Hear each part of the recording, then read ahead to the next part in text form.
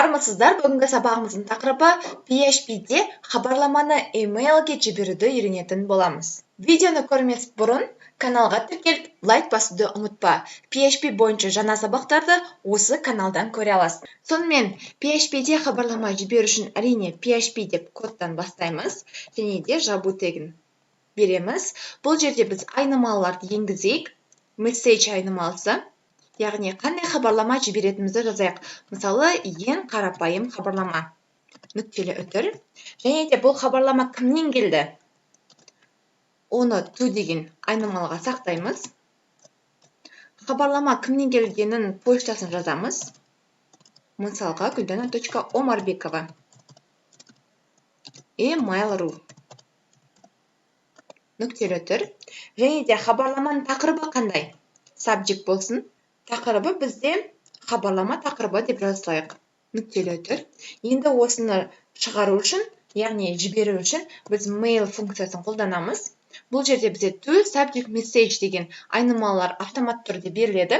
Біз енді оған айнымалы ретінде доллар белгісін енгіземіз алдына. Нүктелі үтірді ұмытпаймыз. Сақтаймыз.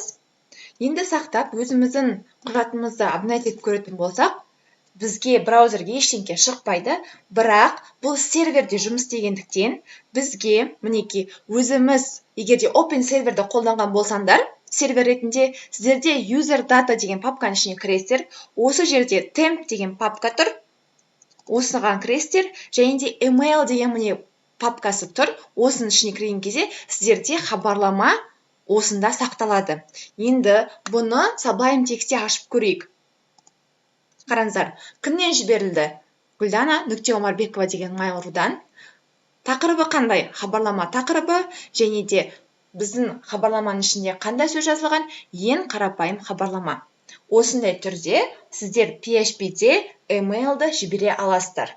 Бұл енді серверде жұмыс істеп жатқандықтан бізге серверге келеді. Мінеки open серверге барлығы сақталады папканың ішінде. Егер де сіздерде Denver, exam болса, онда сервердің ішін қараңыздар. Ары қарай бұл жерге көптеген мәліметтерді енгізе аламыз. Мысалы, кімге жібергіміз келеді бұл хабарламаны? Бізге хабарлама Guldana.Omarbekovaдан келді. Кімге? Соны жазайық. Ол үшін from айнымалысын қолданамыз. Және де кімге жіберу керек екенін мысалға жаза салайық. Guldana.com дейік. Нүктелі үтір. Яғни Guldana email-ды жазуды ұмытпаймыз. .com. Ары қарай хабарлама тақырыбы бізде қалсын. Осылай хабарлама тақырыбы болып. Келесі біз Unicode-пенен жазайық бұны. Яғни subject, яғни қорғалған түрде жіберейік. Subject-тен бізде кодталу қажет. UTF-8B деген осындай түрде кодтаймыз. Және де нүкте 564 encode data деген функцияның орнына subject енгіземіз. Нүкте және де сұрақ белгісі тең деген белгіні қойық. Нүктелі үтір. Бұл жерде біз headers-ті қолданайық тағы да. Яғни шапканы білесіздер. Ол жерде бізде from нүктелі үтір. From айнымалысы. Қолданайық бұл жерде біз r, n табуляциясын, reply to қос нүкте, from, тағы да r, n, content tip, қос нүкте, text plain, charset, сен UTF-8, тағы да табуляцияларды берейік, r және n.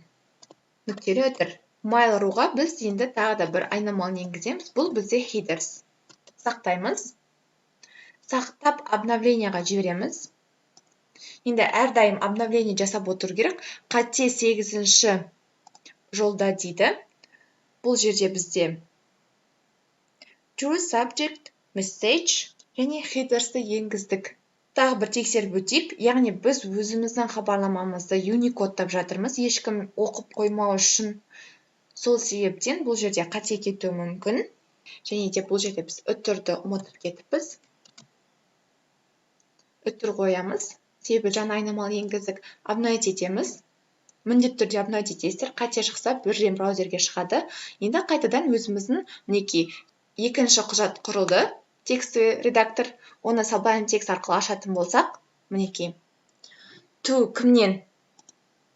Guldana.Umarbekова Mail.ru-дан мінекей барлығы қорғалған, және де from кімге? Guldana@email.com-ға осыған жету керек.